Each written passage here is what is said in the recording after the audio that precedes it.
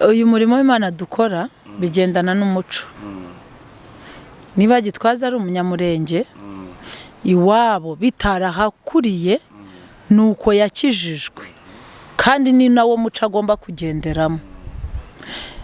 Rero niba umu-Nigeria nawe yarakijijwe yambara ipantaro agakizwa afite dread, umuco w'iwabo ari ukuteye, ntabwo uri bujye kumukuraho ngo ngwino uhinduke umunyamurenge. No, agakiza akagendana naho umuntu yakirijwe. Hari ikindi kintu abantu bajya bibaza ngo ese ngo kubera iki abahanuzi baba bari gusaba amaturo.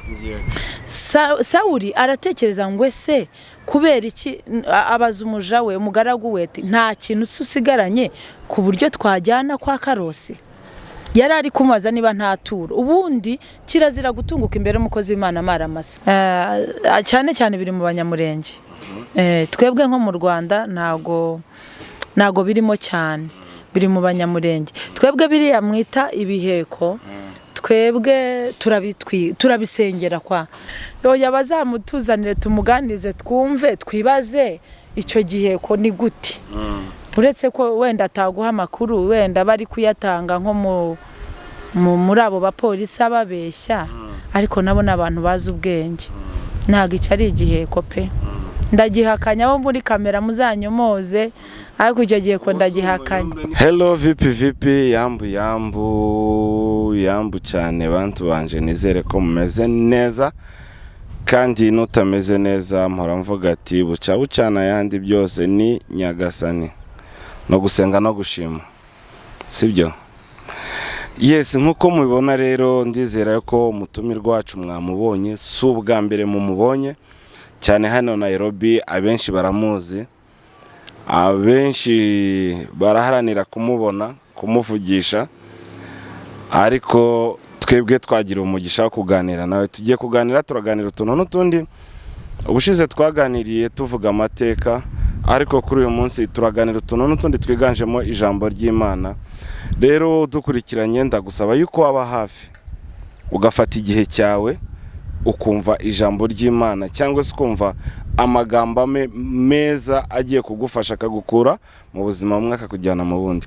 Reka dutangire tumwegereza atwibwire, hanyuma dukomeze tuganire. Murakoze cyane, ngira ngo ntago ari ubwa mbere muranzi kuri iyi kamera. Amazina y'ababyeyi nitwa Karikwera Marie Claire, nawe ntago warurize. Ariko amazina nzwiho cyane y'umurimo ni Apotre Claire Dorcas, niryo bazi cyane hano. Ndo mu mama w'abana 5, ntuye hano Kasarani. Ufite abana 5? Ntabwo bigaragara. Ni amavuta y'Imana. Cyangwa no kurya neza? Si kurya neza kuko ndya na gake. Ariko amavuta y'Imana tugira bato. Yes, ubushize twakoze ikiganiro twivugira amateka, ariko abantu benshi basaba yuko tuzaza tukanyuzaho n'ijambo ry'Imana. Abantu benshi bari bakuzi, wenda n'abandi ntibari bakuzi. Ndashaka ko tuganira ijambo ry'Imana, tuganira imbaraga z'Imana, niza Satani niba ngombwa tuzivugeho, kandi nimba ntazo ubwo nyine tumenye ko ntazihari. Hanyuma kugira ngo ukizwe wowe wakira Imana, byaje ryari byaturutse kuki? Ngewe navuga ngo gukizwa kwanjye, njya mvuga ngo ubuhamya bwanjye nizo mbaraga zanjye. Gukizwa kwanjye byaturutse ku buhamya nabahaye. Kuva mbuza ababyeyi nahise ntangira kurerwa n'Imana. Nta wundi muntu nari mfite, nari mu gahinda kenshi, nari mu marira menshi. Ntago rero navuga ngo nakijijwe kuko hari uwambwirije, kuko twe twari twaravukiye muri Katolike. Ababyeyi banjye barinze bataha ari abakatolike, nabo bajyayo nko kuri Noheli. Ariko maze nyine kuba imfubyi nibwo nahuye n'Imana. Natangiye numva ijwi ry'Imana. Nta muntu waje ngo ambwirize, nari umwana mutoya, ariko numva ijwi ry'Imana mu marira mu gahinda. Sinari nzi ko ari Imana, numvishe gusa umuntu azarambwira ngo humura ndi kumwe nawe. Rero kumva iryo jambo bisa n'ibikanguye umutima wanjye, numva ndahumuritse, numva ndishimye, aho ntari mfite ibyishimo numva biraje. Navuga ngo naho natangiriye gusenga, njya mu rusengero by'abana urabizi, ariko sinari nzi ngo niko gukizwa. Ariko njya mu rusengero rwa ADEPR twari duturanye, ntangira kujya nsenga, yanjye ndamenyeramo ibintu byinshi. Gusa iryo jwi ry'Imana ryakomeje kuba hafi yanjye, ku buryo nagendaga no mu nzira nkumva nk'umuntu aramvugishije kandi ntazi ngo ninde, ariko nkumva nk'ijwi ku ruhande riravuze, humura ndi kumwe nawe, najya guca nko mu nzira ngo iyo nzira wiyinyuramo. Mbese ngendana n'iryo jwi ryahoraga rinyobora. Navuga ngo naho ninjiriye mu gusenga kugeza n'uyu munsi. Urakoze cyane. Ndagenda mvangavangamo uri apostre, ufite itorero, uba amatorero menshi usanga ibintu byo gutanga amashimwe bitakibaho, bakavuga bandika utwandiko, ibintu byo gutanga ubuhamya. Wenda kera wajyaga kumva umuntu arakubwiye ati njyewe nakijijwe binyuze muri izi nzira, Imana yansanze aha. Mbese ugasanga birafasha abakristo bamwe, ariko uwo mwanya ntukigaragara cyane mu matorero. Bishobora kuba bihatse iki? Bishobora kuba ari byiza cyangwa hari icyo byangiza? Ntabwo ari byiza na gato, ntabwo ari byiza, kuko buriya ubuhamya bw'umuntu cyangwa ishimwe bikomeza undi waryumvisha. Kuvuga ngo niba wari urwaye, ufite nk'ikibazo gikomeye nk'uburwayi bukomeye, noneho ugasenga cyangwa se ugahura n'umukozi w'Imana akagusengera ugakira, iyo utanze ubuhamya biba imbaraga za wa wundi nawe wari urwaye, kavuga kumbi nshobora gusengerwa iyi ndwara igakira, nawe bikamutera imbaraga, akabasha kuba yashaka na mukozi w'Imana yumvishe akamusengera, cyangwa se agashaka n'uburyo bwose bwo gusenga kuko yumvishe ko iyo ndwara yasengewe igakira. Rero gutanga ishimwe ntekereza ko ni igice kimwe cy'ivugabutumwa, kandi n'ijambo riravuga ngo intebe y'Imana igoswe n'amashimwe. Rero ni abashumba cyangwa se abayobozi b'amatorero numva bagashyizeho umwanya, bashaka bakavuga ngo iki cyumweru turakira 5 bitewe n'umwanya uhari, ariko abantu bashima Imana.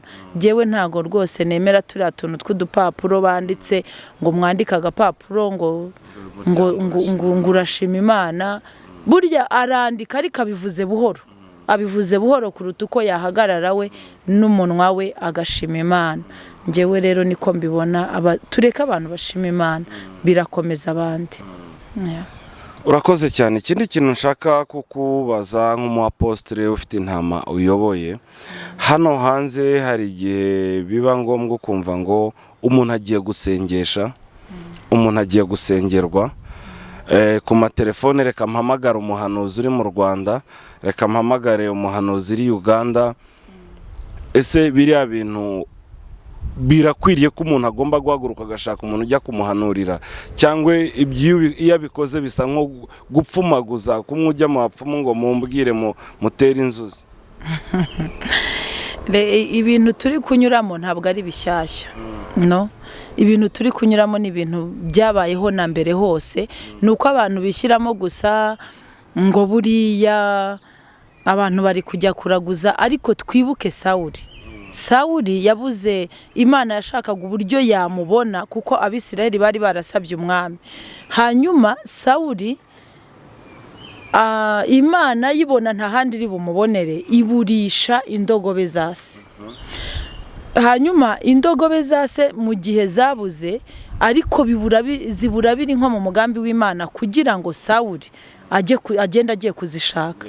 Sawuli aragenda arazishaka arazibura. Amaze kuzibura aravuga ati no, ubwo noneho mbuzi izi ndogobe, hari karosi witwa Samweli bandangiye, none reka njyeyo, wenda hari we yamenyera ahantu izi ndogobe za data zaburiye. Agenda ajyanywe n'indogobe. Noneho ariko Imana yo yari yateguye ko Sawuli ari buze guhura na Samweli kugira ngo aze kumusukaho amavuta yo kuba umwami w'Abisiraheli. hanyuma Sawuli aratekereza. Hari ikindi kintu abantu bajya bibaza ngo ese ngo kubera iki abahanuzi baba bari gusaba amaturo. Sawuli aratekereza ngo ese kubera iki, abaza umuja we, umugaragu we ati nta kintu usigaranye ku buryo twajyana kwa Karosi. Yari ari kumubaza niba nta turo. Ubundi kirazira gutunguka imbere y'umukozi w'Imana amaramasa. Niba hari kirazira pe, niba hari icyo ugiye kagusengera, gira ikintu ufata mu ntoki nubwo cyaba gitoya. Hari ababyitwaza wenda bagashyiraho ibiciro, ariko ni ukudeviya ijambo ry'Imana. Ariko ubundi kirazira kugera imbere y'umukozi w'Imana amaramasa. Gira icyo ujyana uko kingana kose. Ushobora no kugura isukari ukavuga ati umukozi w'Imana anywa icyayi, ariko ukagenda ufite ikintu, kubera ko nibyo twigiye ku birenge by'abatubanjirije. Sawuli yabajije umugaragu ati nta kintu usigaranye tujye kureba Karosi. Aravuga ati mu ruhago hari igisigayemo tugende. Baragenda. Bageze kwa Samweli, urumva yaragiye nk'ujya nk'uko twavuga yaragiye nko kuraguza, ariko yaragiye kubaza amakuru kandi ku mukozi w'Imana. Hanyuma agezeyo Samweli aramubwira ati rega ikikuzanye, ahita amubwira n'ikimuzanye. Ikikuzanye ukwari ukumenyaho indogobe zaso ziri. Rero indogobe zaso zabonetse, zanasubiyeyo, ziri kwasi, ziri kwa nyirazo, ahubwo wowe reka nkubwire icyo Imana igushakaho. Ubwo rero aho ngaho niho Sawuli yahise asukwaho amavuta yo kuba umwami w'Abisiraheli kuko bari bamusabye. Rero narinshubije icyo kibazo muri ubwo buryo bw'ijambo ry'Imana. Warubaje ngo ese abantu ngo kuki bajya gusengesha, kuki abantu bisa no kuraguza. Ntabwo ari ukuraguza. Hari abantu bafite impano, tubizi ko bafite izo mpano kandi biri ngombwa ko bazikoresha. Rero mu gihe ufite ikibazo kandi cyangwa mu gihe wumva wowe intege zo gusenga ari nkeya mu buzima bwawe, hari undi muntu wakuzamura mu buryo bw'amasengesho.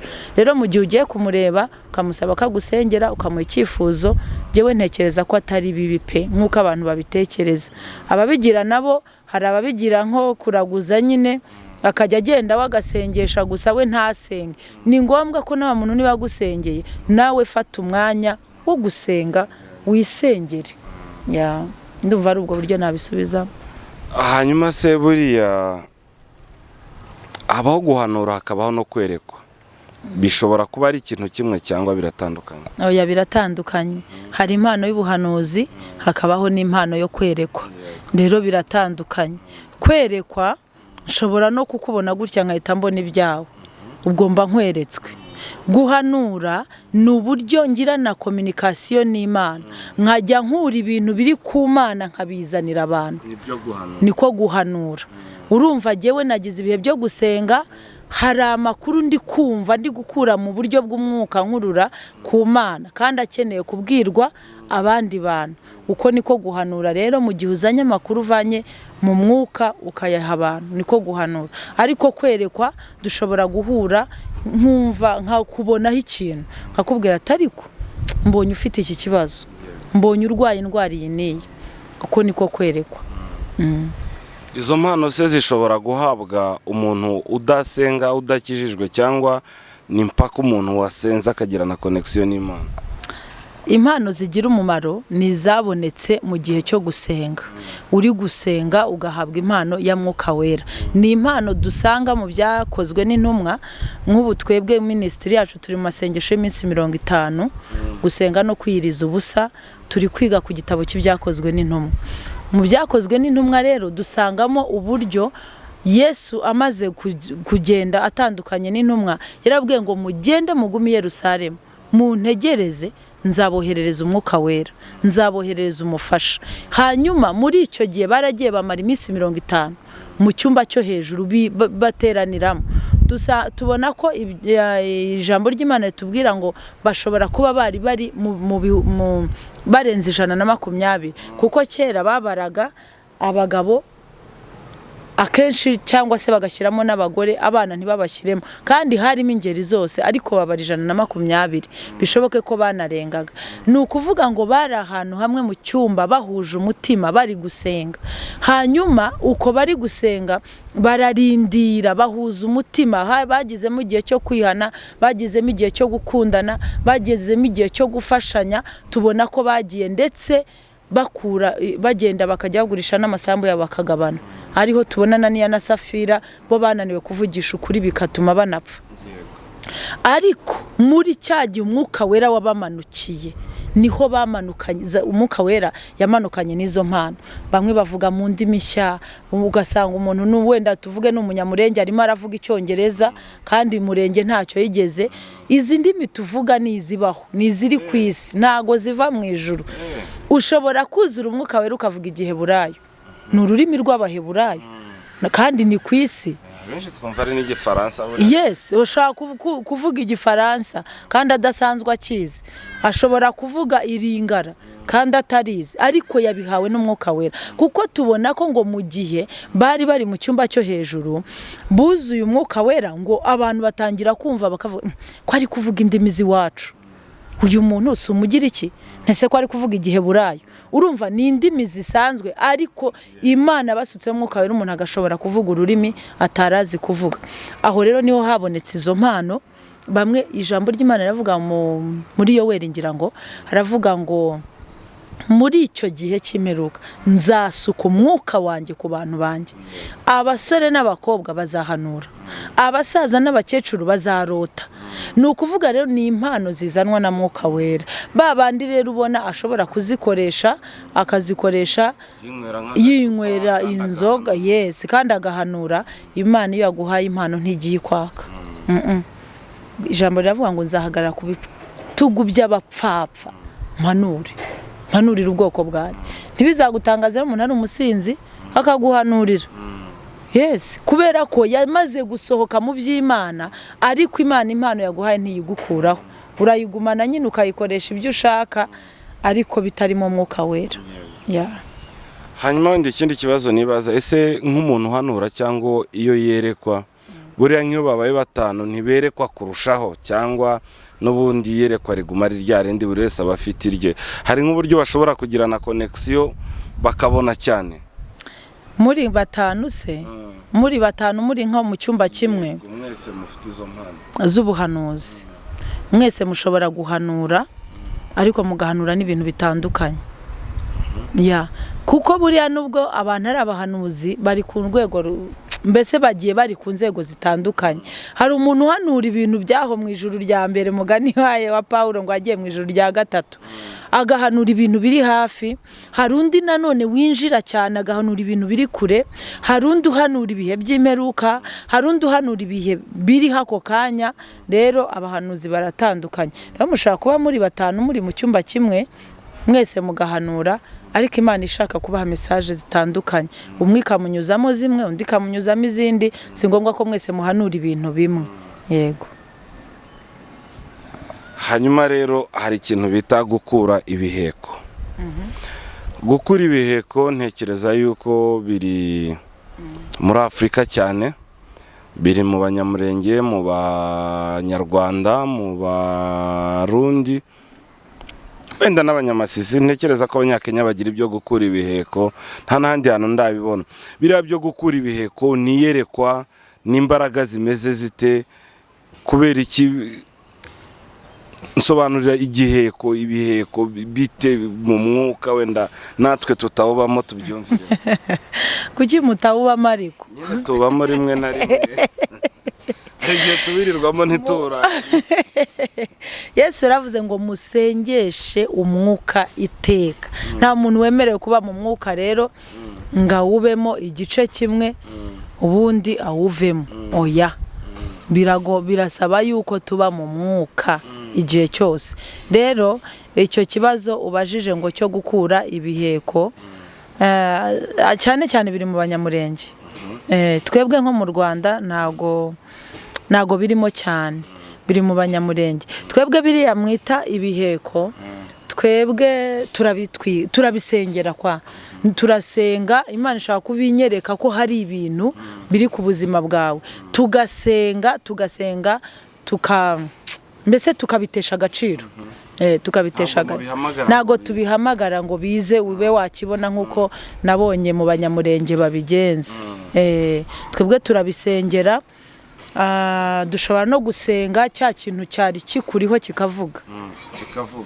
Ushobora kuvugisha wa murozi wakuroze, mbese ukamukurura mu mwuka ukamuvugisha. Nizo mpano akenshi dukoreramo. Nanone kandi usanga mu banyamurenge bitariyo. Abanyamurenge ashaka kugihamagara igihe ko kikaza ari ikintu gutya gifatika, ariko udafitiye n'amakuru. Wenda uri kubyerekwa we yayamenya, akamenya ko igihe ko kiraha n'aha. Sindi buvuge ku mpano ntazi gukoresha, ariko ngewe nshobora kucyerekwa, nshobora kwerekwa aho kiri. Nkanababwira ati dusengera ikintu kiri aha ngaha, tugasenga kigata n'agaciro. Noneho bitandukanye, bamwe baragihamagara abandi bakiciriyo kandi koko bigakunda kigata agaciro. Hanyuma rero dushobora noneho kuba nge hari nk'ahantu njya nko mu gitaramo nkahura n'abantu bazi kubikura, ariko nge nkabyerekwa. Nge nkerekwa ahantu kiri, nkanababwira ati aha hantu hari ikintu gishobora kuba kizinze itorero, gishobora kuba kiri kuzinga ibintu byawe, ariko ngewe sinzi kugihamagara ngo kize, nta nubwo nzi kugishaka aho kiri. Ntago nzavuga ibyo ntashoboye, ariko nkasanga hari nk'ahantu nagiye mpuriyeho n'undi muhungu uzi kubikura. Noneho ngewe ndabyerekwa, ndanababwira ati muze dusengera ahantu hari ikintu, hahita haboneka muzi kugihamagara, ahita agikurayo aranakizana, kandi neza uko nacyeretswe niko yakizanye. Yego rero urumva ko ni kwa kundi abantu buzuzanya mu mpano, ariko twebwe nk'abanyarwanda dushobora kubisengera cyangwa dushobora kubivugisha bikavuga, ariko kugihamagara ngo kize ntago ari impano yacu. Nanjye nabiboneye hano mu banyamurenge. None se hari nk'igihe wenda tuvuge wari wicara nko mu rusengero cyangwa uri kwigendera, wenda reka tuvuge mu rusengero, koko mu rusengero hazima uri connected n'Imana n'umwuka wera, ukicara ukayibona mu rusengero, nta waguhaye umwanya, ntabwo ari ko kanya barimo, ubigenza gute? Uricecekera, ushobora gusohoka ubisizemo, cyangwa uko byagenda kose ibyo bintu ugomba kubikurayo? Hari aho biba ngombwa kuceceka, kuko niba ubundi ibintu byose tugomba kugira discipline. Niba nta gahunda mfite yo guhagarara wenda ngo mvuge, ntago ndi bujye kuvuga, ntago ndi bujye kwiha umwanya cyangwa kwaka mikoro. Buriya nubona abantu bagenda bakama mikoro nta gahunda babahaye, nabyo si discipline nziza mu rusengero. Mu rusengero ushobora wenda niba hari yerekwa ry'ikintu ugize, hari umuntu ushumbye urwo rusengero, hari ufite gahunda, ushaka kwandika agapapuro ukamusaba ko hari icyo ushaka kuvuga, yaguha umwanya ukakivuga. Ariko mu gihe nta mwanya uhari, tuvuge nda hari umuvugabutumwa watumiwe uwo munsi, niwe uri kuvuga, hanyuma nawe ugize iyerekwa ry'ibyo bintu, ntago rero uri bujye kuvangira umuvugabutumwa. Ariko ushobora guha message umushumba ukamubwira ati nyamara hari ikintu nabonye gutya na gutya, hanyuma rero icyo kintu wabonye yamara kucyumva neza, hari n'abatabyumva, ashaka kuguha umwanya mukagikurikirana mukagihudumiye. None se wakibonye ukabona ko atari cyiza kandi gifite ibyo kigiye kwangiza, kandi ukabona pasiteri ntiyaguhaye uwo mwanya, wakireka? Shobora gusenga ahantu ndi, nkabisengera nkafata umwanya wo gusenga, ko gusenga ko nta uri bubimbuze, ahantu nicaye nkabisengera kandi nkabinetarariza bigakunda, kuko ibi bintu bikorerwa mu mwuka, ntago bikorerwa mu mubiri. Nshobora rero kuba nicaye hano nkanetarariza ikintu kiri hariya, nk'uko nyine igihe ko nacyo wagihamagaraho kiri kikaza. Rero nshobora no gusenga mu mbaraga z'umwuka nkananiza cya kintu.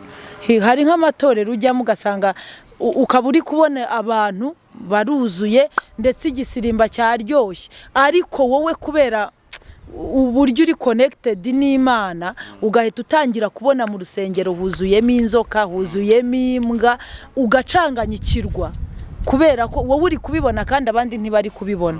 Aho rero ntabwo uzahaguruka ngo uteze akavuyo ngo uvuge ngo hano harimo imbwa, ngo harimo ibiki. No, senga wowe, Imana ibinyujijemo bisengere. Si ngombwa kunavuga, si ngombwa kuvuga, bisengere ubica imbaraga. Niba ari Satani wari winjiye kunaniza iteraniro, ushobora gusenga izo mbaraga zigasohoka kandi iteraniro rigaterera rikamera neza. Hako hari igihe ujya mu iteraniro ukabona ririmo mbotiyaje ukagira ngo wenda n'abantu bafite akavuyo kandi ari imyuka mibi yoherejwe kunaniza iryo teraniro. Hari igihe wari waba wibereye mu tundi tuntu utari mu masengesho wenda akazi mu rugo ukagira iyerekwa ugafatwa ku mbaraga bikaba ngombwa kureka ibyo wari urimo ukumvira iryo yerekwa. Ushobora njyewe bimbaho kenshi, nshobora no kuba nibereye mu byanjye nkumva ijwi rimbwiye ngo Mike afite ikibazo kandi ntari mu mwanya wo gusenga. Wenda bitewe n'uburyo mbanye na Mike nkaba namuhamagara nkamubaza urahari, nibyo nari ndimo nkabireka nkajya gutabara kuko hari ikimana imbwiye. Rero hakaba nubwo yaba ari umuntu tudafitanye wenda communication nyinshi ku buryo nshobora no kujya cyangwa Imana itananyemereye kujyayo kambwira ati sengera iki kintu kimeze gutya na gutya nkagisengera. Hari umuyumbe ejo bundi wafashe nimba ari agahanga muri Trinity, waramwumvise? Numvishe amakuru y'agahanga sinamenya aho kahereye. Sinjya nkunda gukurikirana jewe ibintu by'amakuru mbese ntafitiye umuntu uri bubinsobanure. Numvishe ngo bafashe agahanga muri Trinity, niba ari Trinity niba ari imodoka yavaga mu Rwanda sinamenye iyo ariyo. Si ahubwo yampaye makuru. None yararimo asobanura ko nyine ako gahanga bakamufatanya aravuga ngo yakeretswe, aragahamagara baramaze se utabwiye shoferi cyangwa konvayeri, aravuga ati bwari bwije, so agahanga sakanjye ni Imana yakampaye. Ese ibyo bintu koko wenda nk'abantu turi mu mwuka tutari mu mwuka ngiye nkubama ariko nyine hari abatawubamo abo urumva byumvikana koko? Ayo makuru asa naho acanganyikishije, sinavuga ngo nayavuga iki, ariko none se yaragahamagaye ngo agakoresha iki muri Trinity? Yaragahamagaye, baragashyize no mu ishashi, baragashyize munsi y'intebe, mu kanya kuri boda barakabona, bagafashe aravuga ati arabanza arakihakana. Finali aravuga ati nakanje ariko ni Imana yakazanye kandi narindimo nkizi imodoka twarimo. Arayikiza kandi yakazanye akagashyira mu modoka. Ubwo yayikijije cyangwa ubwo yateje ibyago? Reka nkubwire ibintu byo mu mwuka ntago wambwira ngo Imana yari yakamweretse hehe, kari he yagakuruye akakaza. Kari muri kaburimbo niba kari mu mapine aragahamagara, yarasenze waragahamagara akamusanga mu modoka. Yagahamagariye iki mu modoka nyine akazane akajyane hehe? Yego aragahamagara akamusanga mu modoka. Akajyane he sasa ko kamuzi ni igiheko. Ayo makuru ntacyo navuga ariko ntago nyemeye. Kubera ko ibintu byo mu mwuka ni ukuvuga ngo igiheko nta nubwo umuntu yagutega igihego ngo ajye kugutega agahanga nyagahanga.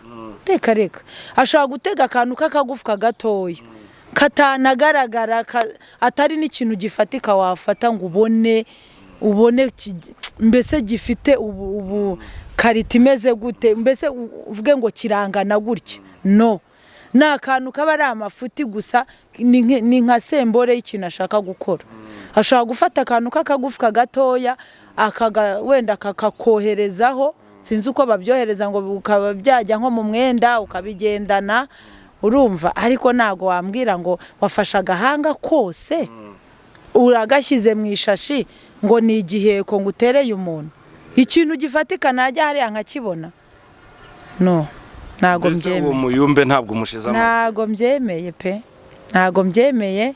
Abazakurikirana ikiganiro bazamunyomoze niba igihe ushaka gufata agahanga kose ukagatereka.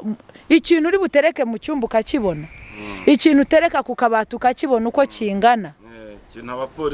Ikintu abapolisi babonye ngo ni igiheko, nago mbyemeye. Wanyemera twazajya kumureba Busia aho afungiye wenda akabisobanura uhari nge ntanyifatire. Oya, bazamutuzanire tumuganirize twumve twibaze icyo giheko ni gute. Uretse ko wenda ataguha amakuru wenda bari kuyatanga nko muri abo bapolisi ababeshya, ariko nabo n'abantu bazi ubwenge. ntabwo icyo ari igiheko pe, ndagihakanya abo muri kamera muzanyomoze, ariko icyo giheko ndagihakanya. Oya, ntabwo ari n'umuyumbi, ahubwo ni umuntu ufite ibindi arimo, ashaka kuba ahubwo nawe yari afite icyo agiye kubikoresha. Niba nta wari wabimutumye, afite ikindi yari agiye kubikoresha we ku giti cye. Reka nsoze mbaza gutya, ejo bundi Apotre Gitwaza yasabye abapasiteri yuko umukobwa wambaye ipantaro atagomba kujya kuri aritari, umuhungu ufite udusatsi dukarazemo ukuntu n'amaherena batagomba kujya kuri. Ariko tubona aba South Africa, tubona abandi bantu benshi b'abanyafrika babikora, ugasanga umutipe afite dreads zigwa mu mugongo araramisha ko kumwuka wera kaza. Kubera iki wenda Gitwaza ashobora kuba yaravuze yuko ibyo bintu we atabishaka, cyangwa se abo bantu bafite nayo madredi ari abaramya shetani? Nawe ni kubyumva cyangwa? Uyu murimo w'Imana dukora bigendana n'umuco. Niba Gitwaza ari umunyamurenge, iwabo bitarahakuriye, nuko yakijijwe, kandi ni nawo muco agomba kugenderamo. Rero niba umunayigeriya nawe yarakijijwe yambara ipantaro, agakizwa afite direde, umuco w'iwabo ari ukuteye, ntabwo uri bujye kumukuraho ngo ngwino uhinduke umunyamurenge. No, agakiza akagendana naho umuntu yakirijwe. None se ubu tuvuge turi hano muri Afurika, twambara amakanzu maremare, tukambara n'ibitenge. Nugera muri Amerika uzasanga hari imbeho nyinshi nyinshi. Ntabwo ndi bwambara aka gakanzu kari kugenda umuyaga ukajyana gutya, na yambeho iragenda irinjira yinjire no mu nda. Rero birasaba kugendana na kirima ya Amerika, wambara ipantaro kandi nibiri bukubuze kubwiriza uriya mwenda w'ipantaro gusa. Niba tuvuge uri umukozi w'Imana, ushobora nawe kutakabya, wenda uri umuririmbyi ugiye wambaye bwa buntu bukuboshye bugushushanije ahantu hose, umukondo uri hanze, ujye ubona bidasa neza muri make. Ariko ushaka kwambara ipantaro igukwiriye, ikwambitse, ukambaraho umupira ukwambitse, ukaririmba. Jewe numva ku rwanjye ruhande nta kintu nabivugaho cyo kuvuga ngo ni icyaha, cyangwa cyo kuvuga ngo ibyo uri buvuge ntago babyumva. Buriya ntago tuzarebera, n'Imana ntago izarebera abantu ku mirimo bakoze, izabarebera kuko bakiranutse. Imirimo wowe twahoze tunabiganiraho, iyi mirimo ushobora kuyikora idafite ahantu yandikwa, kubera nta gukiranuka kubirimo. Ngewe rero ntekereza ko icyo kintu nanjye naracyumvise icyo kiganiro, ariko biterwa n'umuco we, biterwa na doctrine y'itorero. Ubu ngubu Gitwaza afite doctrine ya Zion, icyo yicaye barakora ati tuzagendera kuri ibi n'ibi n'ibi. Niba ugiye kubideviya rero va muri Zion, kuko wamaze kudeviya doctrine z'itorero kandi zishyirwaho na visionnaire n'abo bakorana. Hanyuma se nova muri Zion kubera izo gahunda zabo ukajya ahandi, uracyakiranutse cyangwa n'ubundi uhunze amategeko y'Imana, ugiye aho bikora? Ntago wahunze amategeko y'Imana, wahunze doctrine z'iryo torero mutari kumvikana.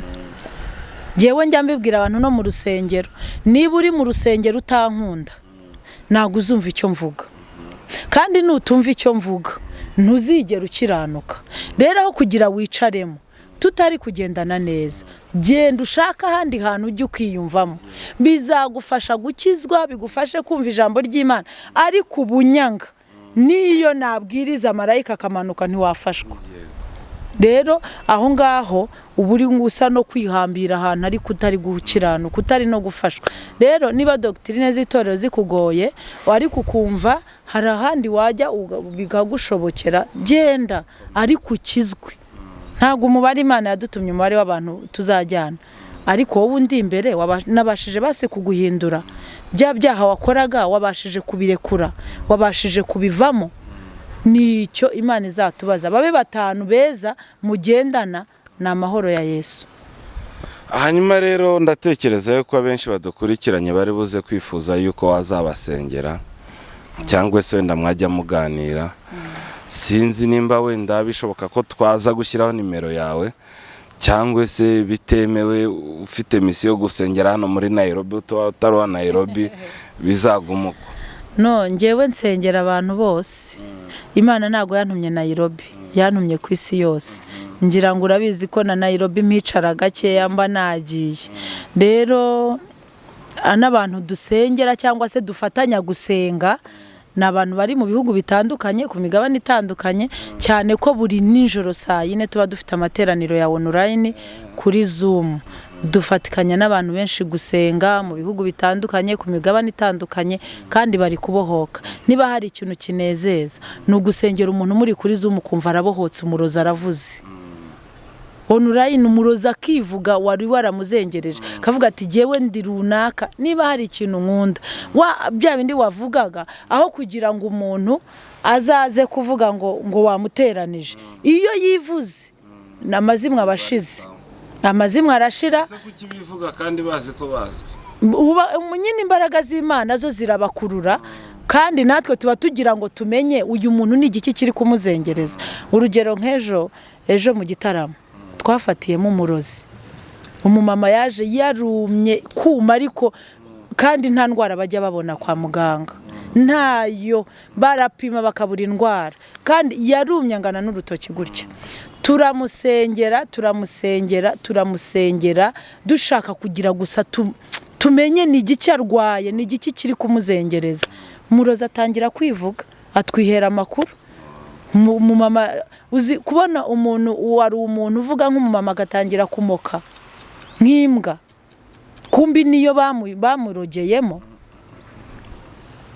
Rero nk'icyo gihe iyo yivuze kavuga ati jewe ni njyewe, sinshaka ko atuza, sinshaka ko abyara, sinshaka yuko azubaka ngo rukomere. Umugabo we namuteje ubusinzi kugira ngo ahora azerera.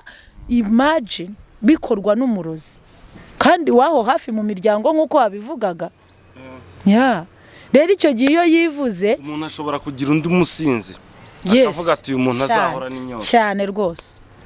Ugahora n'inyota ituma udatekerereza urugo, ugahora n'inyota ituma umugore n'abana batakubona, kandi warabirozwe, atari kamere yawe, atari no gukunda kwawe kunywa inzoga nyinshi, ariko ukumva wafata agafaranga gutya gusa mu ntoki ukumva ni mu kabari, kugira ngo uwo ni wa muntu waguteje icyo kintu cyo kugira ntuzigere wita ku muryango wawe, umuryango wawe uzahangayike.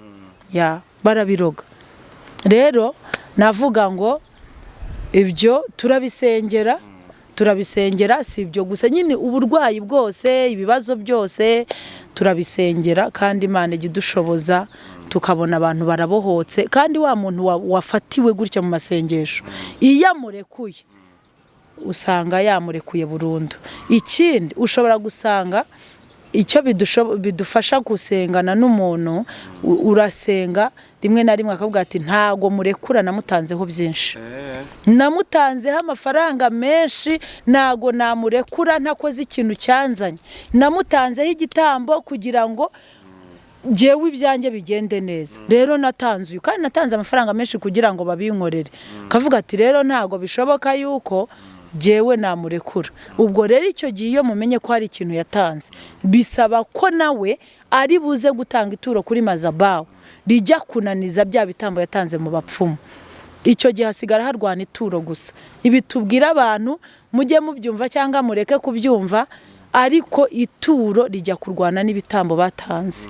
Rero ibintu byo kuvuga ngo turasenga gusa, dushobora gusenga amasengesho tukayamarayo ntabohoke. Mbese iyo ntanze ituro mba ndwanyije igitambo. Ni ukuvuga ngo we nibe ibintu yagukoreye yarabikoze, hari ikintu yatanze mu bapfumu, cyangwa ku murozi yaragiye akamugurira akamubwira ati ndaguha amadolari wenda 200 ungirira uriya muntu kuriya njyewe ibyanjye bihore bigenda neza. Niyo mwasenga amasengesho angana gute, yaragize ibyo atanga, nta kintu bikora. Ariko nawe iyo ufashe ituro, si ngombwa ngo ufate nk'iryo yafashe, si ngombwa ngo ufate nawe 200 nk'ayo yatanze. Ushobora no gufata 20, ushobora no gufata 10, ushobora no gufata 100, ripfe kubituro. Noneho tukarisengera kuri mazabawu, tukagukonekta na mazabawu. Noneho iyo mazabawu y'Imana ihita ijya kurwana na bya bicaniro by'abarozi. Ariko iyo musenze gusa mukabona ntibikunda, ni ukuvuga ngo hari ikintu aba yaratanze. Nko kuwa 2 urugero, hari umwana twasengeye w'umukobwa atangira kubohoka, yarabitewe na nyirasenge uvukana na papa we rwose arivuga njyewe abivuze nta rubanza bimbaho kuko simba ngiye kubateranya nibo bivuga turamusengera bikivuga bikamuvugiramo kavuga ati genda nyirasenge uyu mwana ntazigera byara ntabwo azigera byara ese uramuziza iki ngo ndamwanga kandi na nyina ndamwanga ngo kuva nyina ashatse iwacu twaramwanze ngo rero ngo mbona nta kindi twakora ngo tutababaje imfura ye ngo rero ngo ntazashaka kandi n'umukobwa mwiza ahagaze agenda avuga ati dore umukobwa mwiza w'igitonore ariko gutangira gusenga arabirinduka ukagira ngo ni inzoka agatangira akajya agenda nk'inzoka kumbi nibyo bamurogeyeho noneho turamubaza ngo watanze iki kugira ngo ube uri kubishobora aratwihorera turakomeza turasenga Imana imishurira ko yatanze ihene yatanze ihene mu bapfumu ariko noneho mu gihe turi gusenga ndabaza ngo ihene wayijyanye hehe biba byiza iyo uri gusengera amapepo ariko werekwa biragufasha kuko hari iby'umurozi atavuga wowe ugahita ubyerekwa ahita ambwira ngo ntiyari iyanjye ngo ihene yari iyanjye kandi yari yanze kutubwira noneho ndamubaza kugira ngo umugire gutya watanze ihene gusa ko mbona hari n'amafaranga watanze wongeye hangaye kajya agira ngo ntashaka kuvuga turakomeza turasenga Imana iramishura ngo yongeye 20,000 ndamubwira ngo 20,000 wongeyeho wabijyanye hehe ariko ngo ntacyo umuntu yaguhisha ngo se ngo niba naratanze ntago yarangi ngo nari nanze kubivuga ngo none uramvumbuye ngo imigambi yanjye irapfuye ngo kuko umurozi yavuze ko nibimenyekana bizaba bipfuye ndamubwira nti kuyera uyu munsi rero rekura uyu mwana avuga ati ndamurekuye umwana arabohoka ni ukuvuga ngo rero dukeneye imbaraga z'Imana ziri bujye kubohoza pana guteranya abantu senga nibyivuga byahiye kuko ni imbaraga z'amasengesho ziba zimeze nk'umuriro hari igihe nk'uwo twasengeje yariyamburaga neza ngo yumvaga imyenda yose iri ku mutwe none hari gushya byose akiyambura agashaka kubikuramo abadamu nyine bakarwana bamwambika kugeza igihe abohokeye yarabohotse atubwira ngo mumvanye ahantu ngo hari ahantu narindi numvishe mpinduye isi kandi yagendaga nk'uko tumubona agenda kumba atariho iwe yibereye ahandi hantu bamutabitse ariko turamubona agenda ni nk'agashushungwa wenda aho hantu ari ntibamugaburira rero tubwiye ngo sinasinziraga sinaryaga ngo wenda uyu munsi ndasinzira mu kanya niho mbonye message yambwira ati byageze nijoro ngira ikibazo amaguru yose nkumva arahekenywa kandi n'ubundi twasengaga dusengera dukurayo amaguru ye kuko Imana yari yatubwiye ko bamutabitse ahantu atarahekenywa ubwo nyine dufite misiyo yo kongera gushaganya tukareba ko byose bishirayo wanyemere se nimero yarenze kuyishyira hano kuko nta kibazo wayishyiraho abantu benshi namaye kumusengera ntamuburamo nka Diamond ntawamenye ntabwo wansengera koko gusenga twasenga nyine uzaze kuri Mazabaho dusenge kubera ko reka mbabwire hari imbaraga za Mazabaho hari imbaraga z'igicaniro ni ukuvuga ngo imbaraga agiye kano kanya tuba turi kuganira nkanjye ariko duhuriye kuri Mazabaho ugira ngo ntabwo ari jyewe ko hari izindi mbaraga mba ndi gukoreramo zitarizi none nzaze mve kamera uzaze ntekereza ko hari nk'ukuntu Imana ishobora kwigaragariza n'abadukurikiranye buriya kuri kamera noneho ushaka kuvuga ngo urabibona kuri kamera none se kuri cano ntibiba biriho nkatwe amateraniro tuyacishaho iyo habayeho uko kubohoka biba biriho ntago tukupa ngo hari abatubwiye ngo si byiza ngo umuntu ngo biba ari ukumusebya ngo ibiki n'ibiki ariko tuvuge niba amateraniro ari guca live tugasenga umuntu akabohoka tujye gukupa kamera ariko hari nk'igihe n'umuntu uri kure abona wa muntu abohotse kandi afite ikibazo nk'icyo yari afite akaguhamagara ati nanjye mumfashe gusenga rero usanga rimwe na rimwe nabyo bivuga ubutumwa ariko hano mu kiganiro se mu kiganiro tugusengeye ukigaragura hano byaba ari sawa ngewe nabikunda cyane oya niba ushaka kubohoka cyangwa se gusengerwa uzadusange ku rusengero tugufashe gusenga uretse ko hari nabo dusengera online kandi bakabohoka ariko nabyo biragora hari nk'umuntu nasengeye muri Amerika aragwa yikubita hasi kandi turi kuvugana kuri telefone.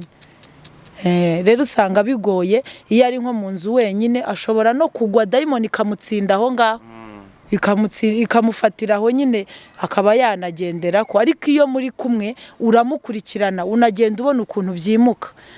Ushaka gusengera amaguru ukabona birimutse bifashe mu mutima, birashaka gutwara umutima ako kanya. Ubwo rero bisaba, ni nko kwa muganga, bisaba guha mumukurikirana kugeza igihe bimurekuye. Sengera ubwoba. Sengera ubwoba. Cano ni iyihe wenda abantu bagende bajye kureba? Channel yacu yitwa Dorcas Ministry in Kenya. Utongeho in Kenya haza amadorcas menshi. Dorcas Ministry in Kenya. In Kenya. Babona amateraniro yanyu yose. Barayabona. Reka ngushimire kubera umwanya nakabajije ibintu byinshi. Ariko wenda ababizi barabizi, ujye uduha time koko. Ujye uduha time nyuma y'ikiganiro twagusaba ikindi ukatwemerera. Reka ngushimire ku mwanya wawe ku kiganiro cyiza. Nje nagize ubwoba ubutaha sinzi undi muntu uzagukoresha ikiganiro kuko ntugira ubwoba. Hano ntago bikaze nko muri Tanzania hiyo twagiyeyo, amateraniro yose baba barozi. Ushaka gusenga ukabura n'usengera n'ubureka, kubera ko usanga urabwiriza ukabona iteraniro bose bikubise hasi. Hano se mu bwoko bwacu ntibabohoka, kugira uzaho n'umunyamurenge wabohotse arinda apfa agihambiriye akantu ke. Yarinda apfa ataravuga. No mu bantu maze gusengera ngira ngo ni nk'abanyamurenge babiri babohotse baravuga, ariko abandi bose ubu nabibona ko afite abazimu bamwicayemo, ariko kugira azavuge ni hatari, ntibabohoka. Ariko iyo ugeze mu Batanzania, mu Banyakenya, iyo za Gikuyu iyo twagiyeyo, mvayo nta kibasha no kunamuka kubera umugongo. Rero nawe ntugire ubwoba, nibisanzwe. Rega izi ni impano Imana yaduhaye, Yesu yazikoreragamo. Yageze ku kidendezi cy'Ipedesaida abwira umurwayi ati haguruka wikorere uburiri wigendere. Yigeze amukoraho, yigeze amubwira ngo banza nkudubike mu mazi? No. Niba rero turi intumwa za Yesu, twambara imbaraga Yesu yari afite. Usanga benshi bavuga yagiye kuzimu, buriya harahakura imiti nawe afite imiti akoresha. No, niba turi abakozi b'Imana twiyaminiya ko dukorera Imana, tugomba gukora ibitangaza birenze ibyo Yesu yakoraga, kuko niko yatubwiye. Yatubwiye ngo muzakora ibirenze ibi nimunyizera. Ariko ubusanga Imana igukoresheje igitangaza, ngo buriya avuye kuzimu, buriya nawe yashatse imiti. Nta miti dukoresha imbaraga ziri muri Yesu, kuko twaramufashe tumwinjiza muri twebwe, turamugendana rero. Reka ngushimire koko. Baravuga ngo ikiganiro cy'abanyamwuka gikora n'abanyamwuka. Ubu mbaye umunyamwuka. Ugomba kuba umunyamwuka kugira tujye twinjira. None se ubwo urumva uhita ubwoba, uragira ubwoba se hanyuma tugere kuki? Ubutaha tuzabanza twicaje. Ubutaha ugomba kuba wasenze, uri nk'ubu twe turi mu masengesho y'iminsi 50. Cyayi cya mu gitondo twaribagiwe, ranch twaribagiwe, uyu munsi tugeze kwa 16. Urumva iminsi tugifite imbere. Nazaza nkakomerezaho se? Nta kibazo, karibu ukomereze. Udurira kuri Zoom saa 4 kuko tuyakorana n'abantu bo mu mahanga atandukanye. Wanyemere nimero nze kuyandika? Nta kibazo, yishyireho rwose. Kandi uzumva akeneye inkunga y'amasengesho ni karibu, tuzagufasha gusenga kandi uzabohoka mu izina rya Yesu. Amen. Reka ngushimire, ibyo twakavuze ni byinshi, gusa amasaha wenda niyo makeya kuba tuguhamagara ukatwitaba. Mu by'ukuri nasanze abantu benshi baba barakubuze, ndetse ahubwo barikanze uburyo nkusaba igihe ukakimpereza. Rero nanjye ndumwe mu banyamugisha, cyangwa se wasanga hari gahunda y'Imana. Reka nshimira abantu badukurikiranye kuri Importance Leadership. Ndizera yuko kino kiganiro kigufashije. Ukeneye amasengesho, ukeneye kuvugana n'umukozi w'Imana, nimero turayishyira aho ngaho. Hanyuma igitekerezo icyo ari cyo cyose mugishyire muri comment. Ubundi ibiganiro byacu nakagaruka. Ciao ciao.